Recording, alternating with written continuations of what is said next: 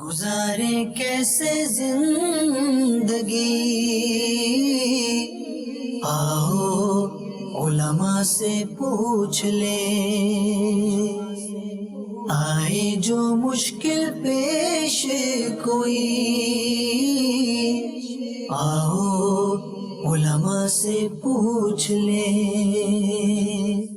الحمدللہ رب العالمین والصلاة والسلام علی سید المرسلین، اما بعد فاعوذ باللہ من الشیطان الرجیم، بسم اللہ الرحمن الرحیم۔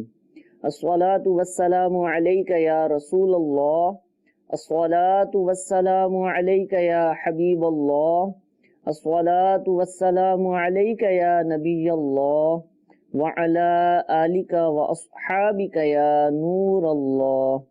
پیارے اور محترم اسلامی بھائیوں، دارالافتاء اہل سنت سلسلے کا وقت ہوا چاہتا ہے۔ درود پاک کی فضیلت سنتے ہیں۔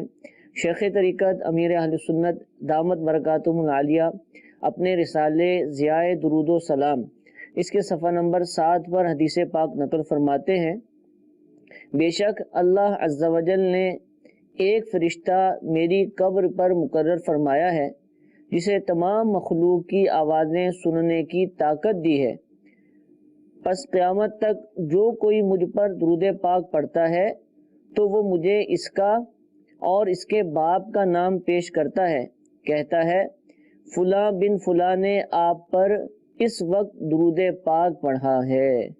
یہ حدیث پاک درج کرنے کے بعد لکھنے کے بعد امیر اہل سنت لکھتے ہیں، سبحان اللہ، درود شریف پڑھنے والا کس قدر بخت آور ہے کہ اس کا نام مع ولدیت بارگاہ رسالت صلی اللہ تعالی علیہ وآلہ وسلم میں پیش کیا جاتا ہے۔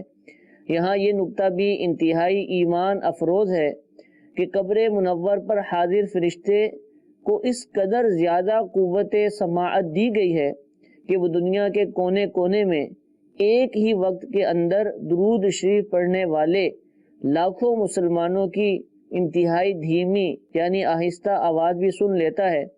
جب خادم دربار کی قوت سماعت یعنی سننے کی طاقت کا یہ حال ہے تو سرکار والا تبار مکے مدینے کے تاجدار محبوب پروردگار صلی اللہ تعالی علیہ وآلہ وسلم کے اختیارات کی کیا شان ہوگی؟ وہ کیوں نہ اپنے غلاموں کو پہچانیں گے اور کیوں نہ ان کی فریاد سن کر بِإِذْنِ اللہ یعنی اللہ عز و جل کی اجازت سے ان کی امداد فرمائیں گے۔ اور کوئی غیب کیا تم سے نیہا ہو بھلا، جب نہ خدا ہی چھپا تم پہ کروڑوں درود، میں قرباں اس ادائے دستگیری پر میرے آقا، مدد کو آ گئے جب بھی پکارا یا رسول اللہ، صلو علی الحبیب صلی اللہ تعالی علی محمد صلی اللہ تعالی علیہ وآلہ وسلم۔ الحمدللہ عز و جل دارالافتاء اہل سنت کی ملک بھر کے اندر 11 شاخیں ہیں، انہی شاخوں میں سے ایک شاخ مرکزی دارالافتاء اہل سنت راول پنڈی، یہ دارالافتاء اہل سنت راول پنڈی اور اس کے مضافات میں جو شہر ہیں ان کے لیے الحمدللہ قائم کیا گیا ہے۔ یہ صدر کے علاقے راول پنڈی کا علاقہ صدر بہت ہی مشہور ہے، وہاں پر بینک روڈ پر حاجی احمد یار خان یا حاجی احمد خان جو مسجد ہے، بہت ہی بڑی مسجد ہے مشہور و معروف، اس کے قریب ہی واقع ہے۔ آپ وہاں تشریف لیں تو انشاءاللہ آپ کے حوالے سے معلومات حاصل ہو جائیں گی۔ مفتی صاحب ہمارے ساتھ موجود ہیں، پہلی کال سلسلے میں شامل کرتے ہیں، جی چلائیے۔ مکان کرائے پہ دے رکھا ہے ہم نے، کیا اس کی آمدن کا بھی ہم نے یہ زکوٰۃ نکالنی ہے یا نہیں نکالنی؟ دوسری بات، میری بہن ہے محتاج حقی سے، میں اس کو دے سکتا ہوں یا نہیں دے سکتا؟ جی حضور۔ الحمدللہ رب العالمین والصلاة والسلام علی سید الانبیاء والمرسلین۔ جو پہلا سوال ہے کہ ہمارا ایک مکان ہے، اس کے کرایہ پر ہم نے دے رکھا ہے، اس کی آمدن پر زکوٰۃ لازم ہوگی یا نہیں؟ تو اس کا جواب یہ ہے کہ وہ جو مکان آپ نے بنایا ہے اس میں نیت کا عمل دخل ہوگا کہ وہ مکان آپ نے کس نیت سے بنایا تھا۔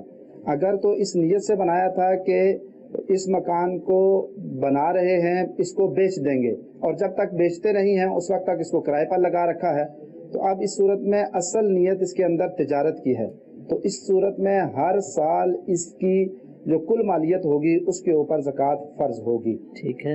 اور اگر ایسا ہے کہ وہ مکان بنایا ہی اس لیے ہے کہ یا تو خود استعمال کریں گے یا کرائے پر لگائیں گے اور اس کا کرایہ استعمال کرتے رہیں گے، اور بظاہر سمجھ میں بھی یہی آ رہا ہے کہ بنایا اسی لیے ہوگا کہ اس کو کرائے پر لگائیں گے اور جب ضرورت پڑے گی تو خود استعمال کرتے رہیں گے، تو اس صورت میں اب اس کی مالیت پر زکوٰۃ نہیں ہوگی، بلکہ جو اس کا کرایہ آئے گا، اگر وہ کرایہ سال بھر رہتا ہے اور باقی نصاب کے مطابق مال موجود ہوتا ہے، تو باقی اگر زکوٰۃ کی شرائط پائی جاتی ہیں تو اس صورت میں اس پر زکوٰۃ فرض ہوگی۔ ویسے صرف کرائے پر مکان ہو تو اس کی مالیت پر زکوٰۃ نہیں ہے۔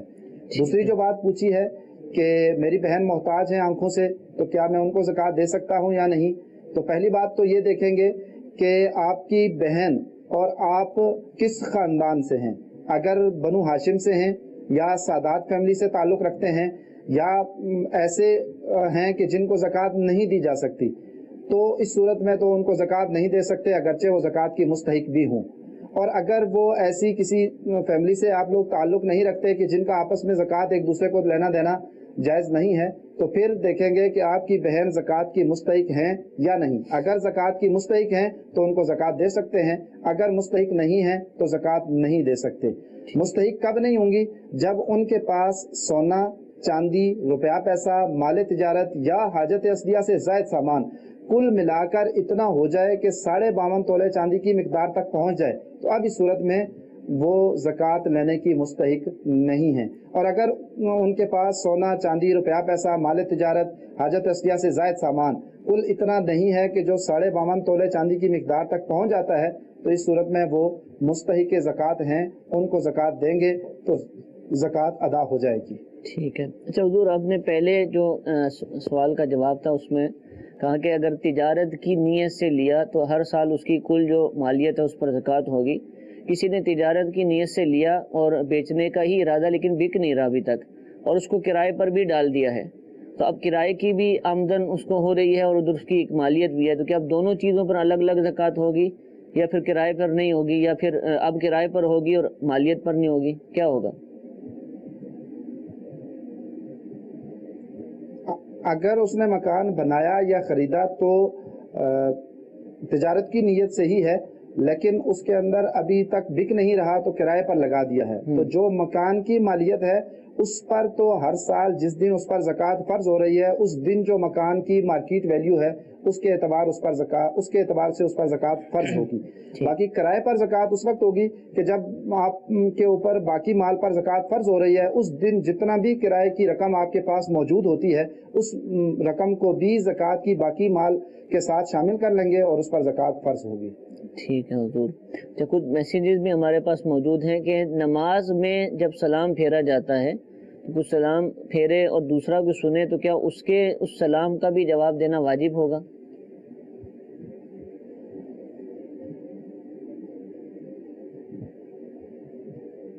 جو سلام تحیت ہے اور کوئی ملنے کے لیے آیا ہے اور اس وقت سلام کرتا ہے تو اس سلام کا جواب دینا واجب ہوتا ہے۔ یہ نماز کا جو سلام ہوتا ہے یہ اس کا جواب جو ہے وہ کسی پر لازم نہیں ہوتا، نہ ساتھ بیٹھے ہوئے نمازی پر لازم ہوتا ہے اور نہ ہی نماز کے علاوہ کسی بیٹھے ہوئے شخص پر لازم ہوتا ہے، اس کا جواب کسی پر لازم نہیں ہے۔ ٹھیک ہے۔ اچھا، دوسرا سوال یہ پوچھا گیا کہ اگر کسی کو کسی پیر صاحب کا مرید ہونا ہے تو کیا ان کے ہاتھ پر ہی ہاتھ رکھ کر مرید ہوا جا سکتا ہے یا روحانی طور پر بھی مرید ہوا جا سکتا ہے؟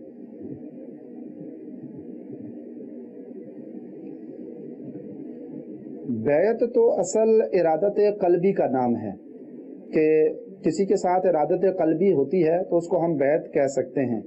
اس کے لیے مختلف طریقے ہیں بیعت ہونے کے لیے، ان میں سے ایک یہ ہے جس کو ہم سب سے اعلیٰ عرفہ طریقہ کہہ سکتے ہیں کہ کسی کے ہاتھ میں ہاتھ دے کر اس کی بیعت ہو جانا۔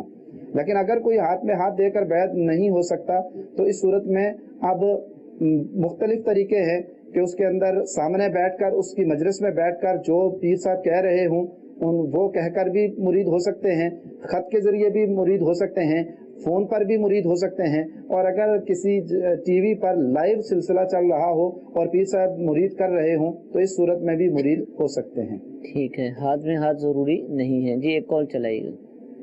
نذیر بات کر رہا ہوں۔ میرا سوال یہ ہے کہ اگر کسی کے مصنوعی دانت لگے ہوئے ہیں تو فوت ہونے کے بعد ان کو نکالا جائے گا یا پھر ان کو ادھر ہی رہنے دیا جائے گا؟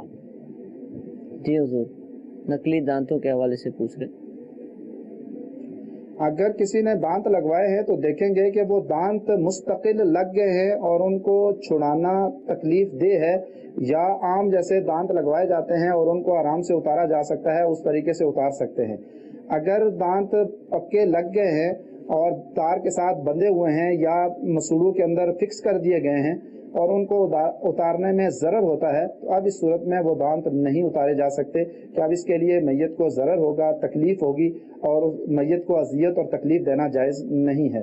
اور اگر دانت ایسے ہیں کہ جیسے بعض اوقات پورے کے پورے دانت لگائے جاتے ہیں اور وقت ضرورت ان کو اتارا جا سکتا ہے، اس طریقے سے لگائے ہیں تو پھر ان کو اتار سکتے ہیں کہ اب یہ مال ہے اور مال ان کے ساتھ بھیجنے میں مال کا اسراف ہے، یہ دانت کسی اور کو بھی کام آ سکتے ہیں۔ ٹھیک ہے، ان کو نکال لیا جائے گا۔ سوال حضور یہ پوچھا جا رہا ہے کہ اگر کوئی بس اسٹینڈ پر ہو اور اس کا سامان ایکسچینج ہو جائے، تبدیل ہو جائے کسی کے ساتھ، اور معلوم نہ ہو کہ اصل مالک کون ہے، اور ڈھونڈنے پر بھی امید نہ ہو کہ مل جائے، تو کیا ایسا سامان کسی شرعی فقیر کو دے سکتے ہیں؟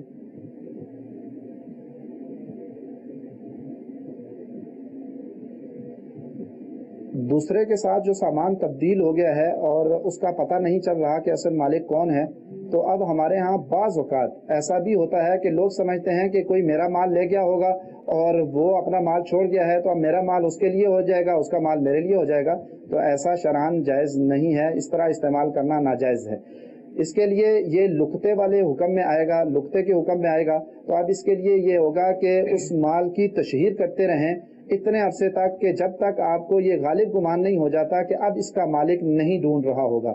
جب آپ کو یہ غالب گمان ہو جائے کہ اب اس کا مالک اس چیز کو نہیں ڈھونڈ رہا ہوگا تو پھر اصل مالک کی طرف سے شرعی فقیر پر اس مال کو صدقہ کر دیا جائے، اور اگر پھر اس کے بعد وہ مالک آ جاتا ہے تو اگر تو اس صدقے کو جائز قرار دے دیتا ہے تو درست ہے، اور اگر صدقے کو جائز قرار نہیں دیتا تو پھر اس صورت میں اتنا مال جتنا کا وہ مال تھا اس کی قیمت اس کو ادا کرنا پڑے گا۔ ٹھیک ہے جی، ایک کال چلائیے۔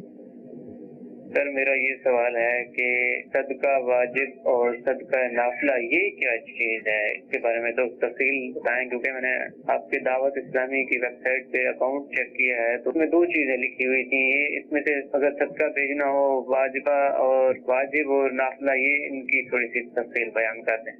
فرق کیا ہے دونوں کے اندر؟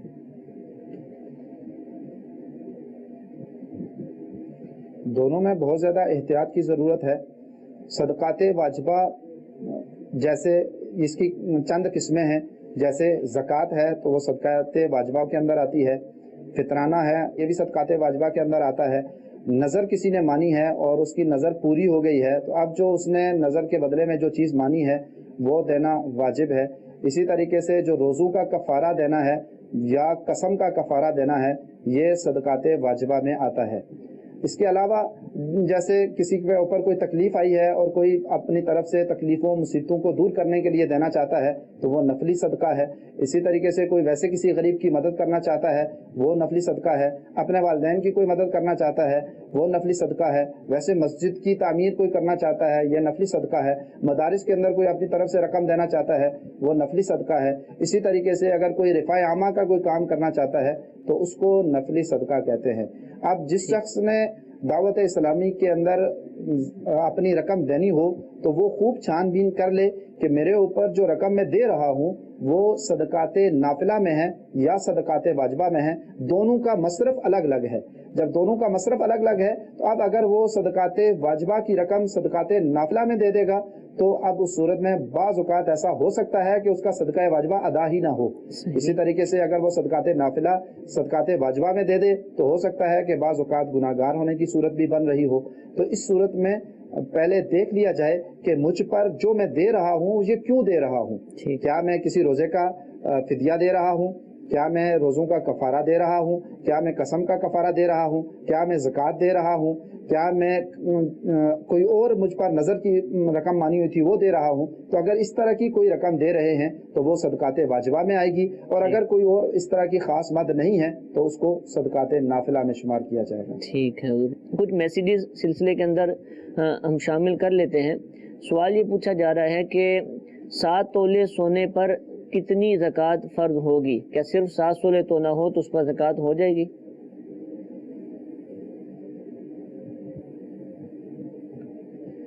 اس کے لیے تھوڑی سی تفصیل میں ذکر کر دیتا ہوں تاکہ اگر کوئی پہلی دفعہ سن رہا ہے تو وہ اچھے طریقے سے اس کو یاد کر لے. اگر جو 4 چیزیں ہیں ان پر زکوٰۃ ہوتی ہے, سونا, چاندی, روپیہ پیسہ اور مال تجارت. اگر کسی کے پاس صرف سونا ہے, سونے کے علاوہ نہ اس کے پاس چاندی ہے, نہ اس کے پاس روپیہ پیسہ ہے اور نہ اس کے پاس مال تجارت ہے, تو پھر جب تک 7.5 تولے نہیں ہوگا اس وقت تک اس پر زکوٰۃ فرض نہیں ہوگی.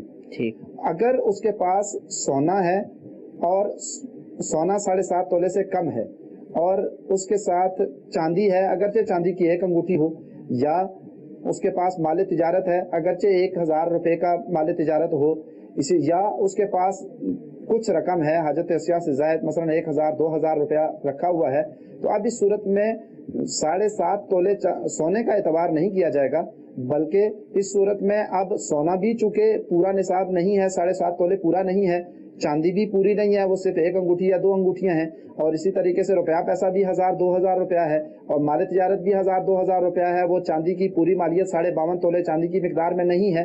تو اب اس صورت میں سونے کو بھی اور چاندی, روپیہ پیسہ یا مال تجارت, تینوں میں سے جو بھی چیز ہے ان کو ملا کر چاندی کے نصاب پر لے جائیں گے. اگر وہ چاندی کے 52.5 تولے چاندی کی مقدار تک پہنچ جاتا ہے, جو تقریباً 2 دن پہلے تک 42,000 بنتا تھا, اگر اس مقدار میں پہنچ جاتے ہیں تو وہ شخص صاحب نصاب ہوگا اور اس کے سال گزرنے کے بعد اس پر زکوٰۃ فرض ہوگی. اب مثال کے طور پر اگر کسی کے پاس 1 تولہ سونا ہے اور اس کے پاس 1 چاندی کی انگوٹھی موجود ہے, تو 1 تولہ سونا تقریباً 60,000 سے زائد کا ہے, اور 1 تولہ 7 چاندی یا 1 انگوٹھی چاندی کی ہے, تو یہ دونوں ملا کر 62-63,000 یا 61,000 تک پہنچ جائیں گے. تو 42,000 کی مقدار سے اس کی مقدار بڑھ گئی ہے, تو اس پر وہ صاحب نصاب ہوگا اور سال پورا ہونے پر اس پر زکوٰۃ بھی فرض ہوگی. ٹھیک ہے جی, ایک کال چلا دیجیے. مفتی صاحب سے ایک سوال عرض ہے. مفتی صاحب جیسے بھی زمانہ تو آج لون کا ایک دم بول بالا ہے, ہر کوئی لون لیتا ہے, چاہے اسے گاڑی لینا ہے, اسے گھر لینا ہے, اسے فریج لینا ہے, اسے کوئی بھی چیز بائک لینا ہے تو لون لیتا ہے. اب اس کے پاس سمجھو سونا ہے 10 لاکھ روپے کا, مگر اس نے گھر پہ لون لیا ہے وہ 50 لاکھ کا ہے, گاڑی لی ہے اس پہ 20 لاکھ لون ہے, اسے کل ملا کے اس نے کم و بیش 70 سے 80 لاکھ روپے کا لون بھر رہا ہے وہ, اور اس کے بعد 20-25 لاکھ روپے کا سونا یا زیور سب کچھ موجود ہے. تو اب ایسی صورت میں کیا اس کے پاس زکوٰۃ واجب ہوگا یا نہیں ہوگا؟ جی حضور.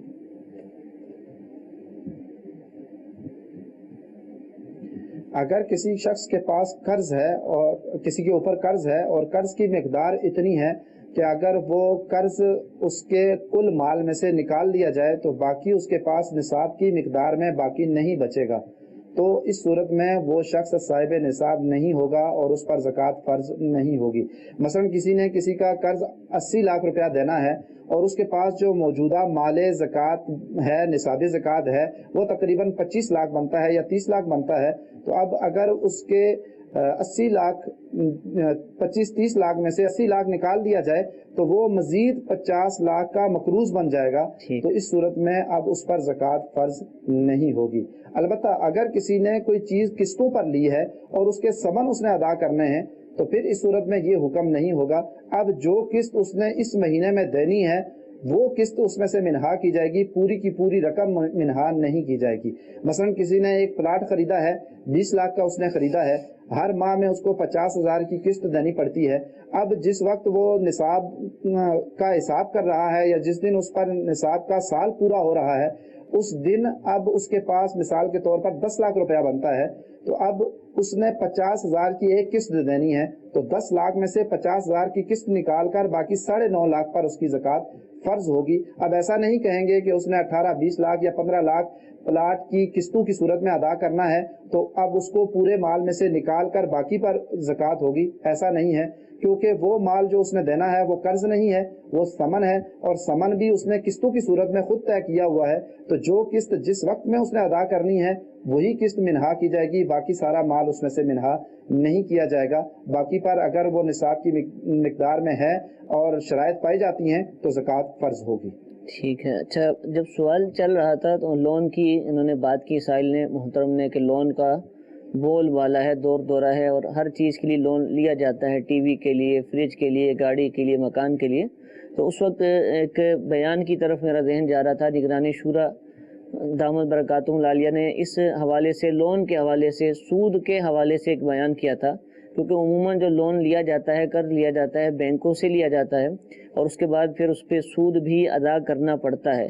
تو اسی طرح کی باتیں کہ لون لے لیا اور سود ادا کر دیا اور کوئی مسئلہ نہیں. تو نگران شورا کا ایک بیان تھا، غالباً اس کا جو موضوع تھا سود کی نحوست، غالباً یہی تھا، اور اس کا بعد میں ایک تحریری صورت میں، اس کو رسالے کی صورت میں بھی مکتبۃ المدینہ سے شائع کیا گیا تھا.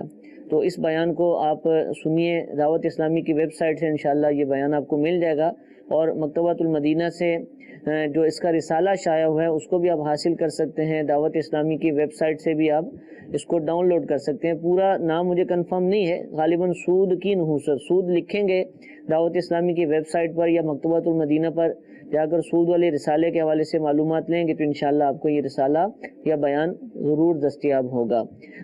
سوال یہ پوچھا جا رہا ہے میسج کے اندر کہ جس جگہ ہم کام کرتے ہیں اس جگہ پر جو وہاں کے مالکان ہیں وہ یہ کہتے ہیں کہ جو کام کرنے والا ہے، اجیر ہے، اس پر تراویح لازم نہیں ہوتی، زیادہ آپ تراویح نہ پڑھیں. تو کیا یہ بات درست ہے؟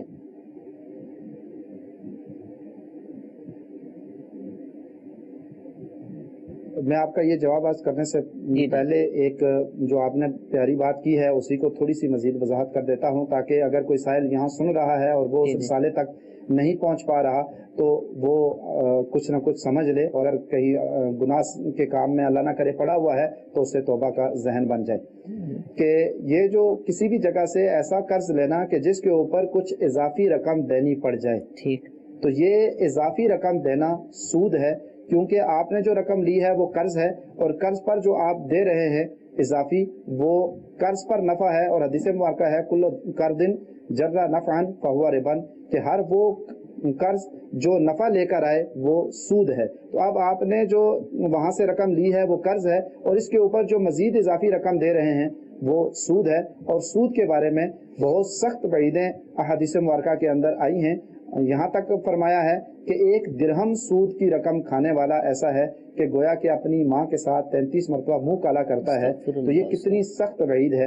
اور پھر جب سود کی رقم کوئی ادا کر رہا ہوتا ہے، عموماً لوگوں کا ذہن یہ ہوتا ہے کہ ہم جب قرض لے لیں گے تو اب ہم خوشحال ہو جائیں گے، اپنا مکان بنا لیں گے، بچوں کی شادی کر لیں گے، یا کوئی اور ایسی چیز جو گھر کی ضرورت کی ہے وہ ہم بنا لیں گے، اور اس کے بعد آہستہ آہستہ کر کے قسطوں کی صورت میں ہم قرض ادا کر دیں گے، اور سمجھتے ہیں کہ یہ ہمارے لیے معاون ہو جائے گا اور ہماری معاشی تبدیلی کا سبب بن جائے گا.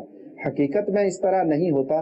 سود کی نحوست اور بے برکتی اتنی ہے کہ وہ حلال مال کو بھی لے کر ڈوبتا ہے، اور اس کی وجہ سے مال بڑھتا نہیں ہے، مال کم ہوتا ہے. تو سود کے حوالے سے مفتی صاحب مدنی پھول ارشاد فرما رہے تھے، تو نگران شورا کا جو رسالہ یا جس بیان کی طرف میں نے اشارہ کیا ہے آپ اس کو ضرور حاصل کریں، اور دعوت اسلامی کے اگر مدنی ماحول سے وابستہ ہو جائیں گے، مدنی چینل دیکھتے رہیں گے، اور بالخصوص جو امیر اہل سنت دامت برکاتہم العالیہ کا سلسلہ ہے اور بہت ہی پیارا سلسلہ ہے مدنی مذاکرہ، تو اس میں آپ کو انشاءاللہ عز و جل اس طرح کی باتیں سیکھنے کا، سننے کا، سمجھنے کا انشاءاللہ موقع ملے گا. کیونکہ بعض چیزیں ایسی ہوتی ہیں کہ انسان ان کے بارے میں سن تو رہا ہوتا ہے، جیسے سود حرام ہے، بچپن سے ہم سنتے آ رہے ہیں، لیکن پاکستان کے اندر ہی اگر ہم دیکھیں تو بے شمار طرح کی اسکیمیں ایسی ہیں کہ جو سود پر مبنی ہیں، اور لوگوں کو تھوڑا سا شک و شبہ بھی ہو رہا ہوتا ہے کہ اس میں سود ہے، لیکن چونکہ آخرت کی طرف توجہ نہیں ہوتی، میلان نہیں ہوتا، فکر آخرت کا جو معاملہ ہے وہ بہت کمزور ہوتا ہے، تو انسان ایسی چیزوں کے اندر مبتلا ہو جاتا ہے، اور نہ کرتے بھی سود جیسی نحوست کے اندر مبتلا ہو کر سودی قرض لے بیٹھتا ہے، اور اس کے بعد پھر جو اس کا معاملات ہیں قرض کے حوالے سے، اس کے کاروبار کے حوالے سے، تجارت کے حوالے سے جو بے برکتیاں اس کے مال کے اندر پائی جاتی ہیں، تو وہ اس کا پھر کوئی ٹھکانہ نہیں ہوتا، ساری عمر پریشانی رہتی ہے۔ ایک قرض اتارنے کے لیے دوسرا قرض لیتا ہے، اور قرض عام طور پر قرض حسنہ بہت کم ملتا ہے۔ بہت کم لوگ ایسے ہوتے ہیں کہ جو اپنے مال کو مسلمانوں کے لیے وقف کر دیں، قرض حسنہ کے طور پر دے دیں کہ جس پر ان کو سود نہ ملے، واپس اتنی ہی رقم ملے۔ تو لہذا جس نے قرض اتارنا ہوتا ہے، پہلے والا قرض خواہ جو ہے یا تو وہ سودی رقم بڑھاتا رہتا ہے، وہ بھی ایک اس کے اوپر ڈبل ہوتا رہتا ہے۔ بعض لوگ تو ایسے ہوتے ہیں کہ 10 روپے لیا لیکن سود چڑھ چڑھ کر وہ 10 روپے 20 روپے بن چکے ہوتے ہیں، کیونکہ وہ سود کی رقم ادا کرنے کے لیے بھی رقم نہیں ہوتی، اصل قرض لوٹانے کی بھی ان کو توفیق نہیں مل پاتی۔ اب مجبوراً وہ دوسرا قرض لیتے ہیں۔ دوسرے قرض کی صورت میں پھر جو عام طور پہ صورتحال ہے، پھر ان کو وہ سود پر لینا پڑتا ہے۔ تو ایک گناہ کیا، اب اس کو ختم بھی نہیں کر پا رہے اور مزید گناہوں کا ایک سلسلہ جاری ہو جاتا ہے۔ تو اس طرح نہیں کرنا چاہیے۔ جو دین متین کے، دین اسلام کے احکام ہیں ان کو سمجھنا چاہیے۔ سود کے حوالے سے جو قرآن پاک کے اندر، حدیث کریمہ کے اندر جو وعیدات آئی ہیں ان کو سمجھنے کے لیے اس کے حوالے سے جو کتابیں ہیں، جو بیانات علماء نے کی ہیں، ان کو سنیں، ان کو پڑھیں۔ ابھی پچھلے دنوں ہی اس کے اندر الحمدللہ مفتی علی اصغر عطاری دامت برکاتہم العالیہ نے، جو ابھی ان کا ایک مدنی دورہ ہوا تھا مرکز الاولیاء لاہور میں اور دیگر پنجاب کے شہروں میں، آپ تشریف لے گئے تھے، وہاں کے تاجران میں آپ نے الحمدللہ سود کے حوالے سے بیانات کیے، سلسلے کیے۔ سود کیا ہے، اس موضوع پر الحمدللہ 2 سلسلے مدنی چینل پر نشر کیا گیا تھا اور اس کی بہت زیادہ پذیرائی بھی ہوئی۔ سود کے حوالے سے کافی تفصیلات بھی الحمدللہ عز و جل مفتی صاحب نے اپنے ان سلسلوں کے اندر بیان کی ہیں، تو آپ ان سلسلوں کو بھی سنیں۔ انشاءاللہ وہ سلسلے آپ کو بآسانی دعوت اسلامی کے ویب سائٹ پر دستیاب ہوں گے۔ سود کیا ہے، اور اسی طرح کی بہت ساری چیزیں سیکھنے کے لیے، سمجھنے کے لیے، جو کہ عام طور پر فقہی مسائل، یعنی جو مسائل جن کو مسئلہ کہتے ہیں عرف عام کے اندر، ان پر مشتمل ہوتی ہیں۔ دارالافتاء اہل سنت، جیسا کہ آپ یہ سلسلہ دیکھ رہے ہیں، دارالافتاء اہل سنت دعوت اسلامی کا ایک شعبہ ہے۔ اس شعبے کے جو شاخیں ہیں، ان شاخوں میں سے ایک سلسلہ بھی ہے کہ دارالافتاء اہل سنت کے مفتیان کرام سلسلوں میں تشریف لاتے ہیں اور جوابات عطا فرماتے ہیں۔ تو یہ جو آپ سلسلہ دیکھ رہے ہیں یا اسی طرح کے اور سلسلے دیکھتے ہیں، ان کے جو مدنی گلدستے ہوتے ہیں، کلپس ہوتے ہیں، ان کو بھی الحمدللہ ایک موبائل اپلیکیشن کے اندر اپلوڈ کیا جاتا ہے۔ دارالافتاء اہل سنت نام کی اپلیکیشن ہے، دعوت اسلامی کی مجلس IT نے اس کو بنایا ہے، تو اس اپلیکیشن کو بھی اپنے پاس ڈاؤن لوڈ کر لیجئے اور اس کے اندر سیٹنگز کے اندر جا کر آپ رجسٹرڈ ہو جائیے۔ جب رجسٹرڈ ہو جائیں گے تو انشاءاللہ روزانہ کی بنیاد پر انشاءاللہ آپ کو اپڈیٹس بھی آتی رہیں گی، نئے نئے مدنی گلدستے بھی آتے رہیں گے، تحریری فتاوی بھی آپ کو انشاءاللہ عز و جل ملتے رہیں گے، اور بہت سارے مسائل کے جو ایک عام مسلمان کو سیکھنے چاہیے، آپ کے کہے بغیر خود بخود آپ تک روزانہ پہنچیں گے، اور اس طرح جب پہنچیں گے تو انشاءاللہ عز و جل پڑھنے کا، سننے کا، دیکھنے کا موقع بھی ملے گا، علم دین حاصل کرنے کا موقع بھی ملے گا۔ مفتی صاحب ہمارے ساتھ موجود ہیں، انشاءاللہ ایک اور کال مفتی صاحب کے لیے ہم چلاتے ہیں۔ جی ٹک سے دوبارہ سے عرض کر رہا ہوں، یہ جو زکوٰۃ کا معاملہ ہے، اس میں جس بندے کی ڈیلی سیلری ہے، آمدنی ہے یا منتھلی سیلری ہے، کیا وہ اسے بھی روزانہ کی بنیاد پر دے سکتا ہے یا منتھلی کی بنیاد پہ ادا کر سکتا ہے؟ جی تو پہلے ایک آپ نے سوال کیا تھا، اس کا جواب عرض کر دیتا ہوں کہ آپ نے سوال یہ کیا تھا کہ اگر کہیں پر کوئی شخص اجیر ہے اور وہاں پر ان کو کہا جاتا ہے کہ تراویح کی نماز نہیں پڑھنی ہے تو ان کے لیے کیا حکم ہے؟ تو اس کے لیے یہ ہے کہ تراویح کی نماز پڑھنا سنت مؤکدہ ہے، اور اس کو چھوڑنے کی عادت بنانے والا شخص فاسق ہے اور گناہ گار ہے۔ تو اگر ایسی جگہ پر نوکری ہے کہ جہاں پر اس کو سنت مؤکدہ پڑھنے کی اجازت نہیں ہے، تو اب اس صورت میں یا تو وہ سنت پڑھنے کی اجازت لے، تراویح پڑھنے کی اجازت لے، اور اگر اجازت نہیں ملتی ہے تو اس صورت میں اب وہ وہاں سے نوکری چھوڑ دے۔ دوسرا جو سوال کیا ہے کہ جو ڈیلی کی تنخواہ لیتا ہے یا منتھلی جو تنخواہ لیتا ہے تو اس صورت میں اس کی زکوٰۃ کا کیا ہوگا؟ تو زکوٰۃ سال میں ایک مرتبہ فرض ہوتی ہے۔ اگر اس کے پاس نصاب کی مقدار میں رقم پہنچ گئی ہے اور اس کے بعد جس دن اسلامی مہینوں کے اعتبار سے اس پر سال پورا ہو رہا ہے تو اس دن اس پر زکوٰۃ فرض ہوگی. جتنا بھی مال اس کی ملکیت میں ہوگا اتنے پر زکوٰۃ فرض ہوگی. اگر پچھلے مہینوں میں کچھ تنخواہ خرچ ہو چکی ہے تو اس پر زکوٰۃ نہیں ہوگی. جس دن سال پورا ہو رہا ہے نصاب پر اس دن جتنی بھی مال ہوگا اس پر زکوٰۃ فرض ہوگی. بھلے وہ ایک دن پہلے کی سیلری آئی ہو یا ایک مہینہ پہلے کی آئی ہو یا 2 مہینے کی پہلے آئی ہو, وہ اگر رکھی ہوئی ہے تو اس پر زکوٰۃ فرض ہوگی. ٹھیک ہے. حضور تراویح والا جو جواب آپ نے ارشاد فرمایا کہ ممکن ہے کہ جو لوگ کہہ رہے ہیں کہ تراویح نہیں پڑھنی, ہو سکتا ہے وہ جماعت سے منع کرتے ہوں, تو جماعت سے روکنا ان کا کیسا؟ کیونکہ بعض دفعہ ایسی ڈیوٹیاں ہوتی ہیں کہ وہ وقت ہی ایسا ہوتا ہے کہ وہاں ڈیوٹی دینی, جیسے گارڈ کی ڈیوٹی ہے, تو اگر وہ جماعت میں شریک ہونے چلا جائے گا تراویح کی تو وہ اپنی ڈیوٹی نہیں دے پائے گا. تو کیا یہ منع کرنا ان کا درست کہلائے گا یا یہ منع کرنے میں بھی وہ گناہ گار ہوں گے؟ جی, جو تراویح کی جماعت ہے وہ لازم نہیں ہے. اگر کوئی شخص چھوڑ دیتا ہے تو گناہ گار نہیں ہوگا. تراویح اکیلے بھی پڑھنا چاہے تو پڑھ سکتے ہیں, لیکن مطلقاً ان کو چھوڑ نہیں سکتے, ان کو ترک نہیں کر سکتے. تو اگر کسی شخص کے لیے صرف جماعت میں شامل ہونے کی پابندی ہے کہ جماعت کے اندر قرآن پاک پڑھا جاتا ہے اور 1.5-2 گھنٹے لگ جاتے ہیں یا اس سے زیادہ وقت لگ جاتا ہے اور وہ اتنا وقت دے نہیں سکتا, یا اس نے مسجد میں یا کسی اور جگہ پر سیکورٹی گارڈ کی ذمہ داری ادا کرنی ہوتی ہے جیسے آپ نے فرمایا, تو اب اس صورت میں وہ تراویح کی جماعت چھوڑ سکتا ہے لیکن تراویح نہیں چھوڑ سکتا. ٹھیک ہے جی.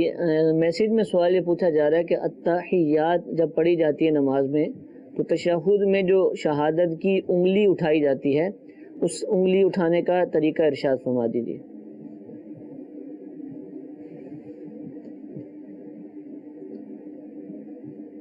اس کے حدیث مبارکہ کے اندر 2-3 طریقے آئے ہیں. جو ہمارے ہاں رائج ہے اور معروف طریقہ ہے وہ یہ ہے کہ جب اشہد لا الہ کہا جائے تو اس وقت جو اپنی درمیان والی انگلی ہے اور انگوٹھا ہے ان دونوں کا گھیرا بنایا جائے اور جو 2 چھوٹی انگلیاں ہیں ان کو اپنی ہتھیلی کے ساتھ ملا لیا جائے اور شہادت کی انگلی کو کھڑا کیا جائے. تو اب اس صورت میں اشہد لا الہ پر یہ انگلی کھڑی کی جائے گی اور الا اللہ پر یہ انگلی رکھ دی جائے گی اور ہاتھ سیدھا کر دیا جائے گا. بعد میں اس کو انگلی کو ہلاتے رہنا یا اس انگلی کو اپنی ہی جگہ پر ایک ہی جگہ پر کھڑے رکھنا یہ نہیں ہوگا, بلکہ اس صورت میں اب وہ جب الا اللہ کہیں گے تو وہ انگلی نیچے رکھ دی جائے گی اور ہاتھ سیدھا کر کے گھٹنے کے اوپر رکھ کر جو انگلیاں ہیں ان کو قبلہ کی طرف قبلہ رخ کر کے سیدھا کر دیا جائے گا. اچھا, یہ ضروری ہے اگر کسی نے انگلی نہ اٹھائی یا اس کے ذہن میں نہ رہا تو کیا نماز ہو جائے گی اس کی؟